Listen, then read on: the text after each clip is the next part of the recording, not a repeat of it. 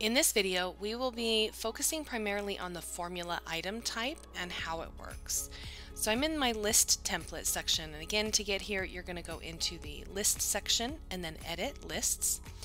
I'm going to go ahead and open up a list that I already have with formula items built in.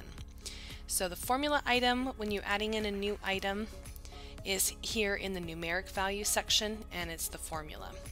You can use this in any of your lists. It does require other numeric values to be added in, and that's what's triggering the formula. So let's jump in and show you how this works. So this is a cash count for a register or till. I've added in where they can enter in how many of each coin that they currently have in that drawer. So how many pennies, nickels, dimes, and quarters, and then any additional rolled coins, and you're entering in the full value. Once you've added in those measurement items, then you'll need to add in your formula item, and this is where I'm totaling up my coin amount. I'm going to go ahead and scroll all the way down, and in here we have our variables and we have our formula. The variables are what plays into the formula. So as you can see, I have A, B, C, D, E. I can add additional values if I'd like to as well, and if I don't need a value, I can just click that little trash can to remove it.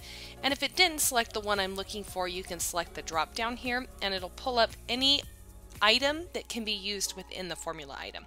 And this is in reference to, let me show you, the measurement item that I have currently built out, your ratings 1 through 5, 1 through 10, and the custom ratings. So you can use any of these items to be pulled into a formula, as well as additional formula items. So you can have a formula calculated based off another formula.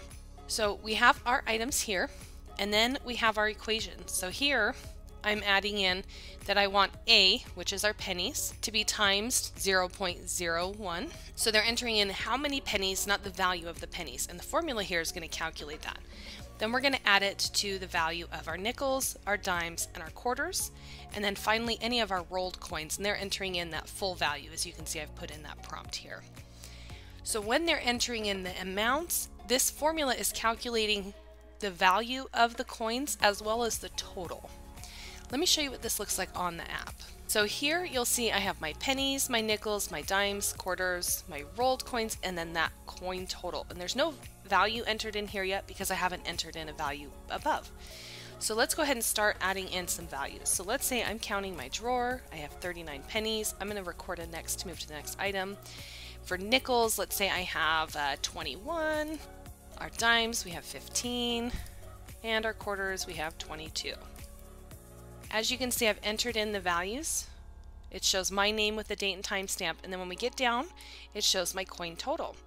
It's showing system value, and then it's entering the date and time based on my calculations. And then we last add in, let's say I just have a roll of pennies, so we're going to do our 50 cents. And then here it's showing our total. One thing that I find really helpful when I'm working on a formula item is when you click into that box, here you'll see the full formula. So you can very easily identify if there's an error or just to know what it is that it's doing. I'm going to go ahead and close that.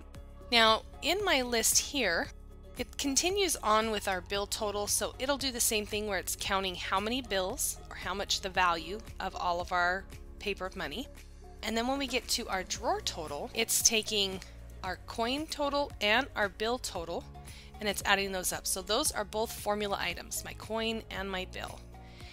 And then depositing an amount, what I'm doing is taking, I need $200 to remain in the drawer, and so here it's just having me deduct anything outside of that $200, and it's going to tell me how much I need to deposit. So when we get back to our list, if I scroll down, you'll see my bill total has not yet been entered because I don't have any values entered yet, my drawer total, and then how much needs to be deposited. As you can see, it's negative because we still haven't reached that $200 value. And then you can add additional items like taking photos or signatures in these lists as well. Now, there is a very handy article available right here in that formula item type. So at any time, if you want to learn a little bit more about the formula item, or if you have a question, you can actually just click directly on that link. It'll take you to our support site where it then goes through how to build and create your formula. And then it gives you some additional operations that can be done within your formulas. And then even more helpful, right here is a link of all of the different operations that you can build within Jolt. So you can play and even do more advanced items if you'd like to. So some really cool stuff that you can do with the formula item type.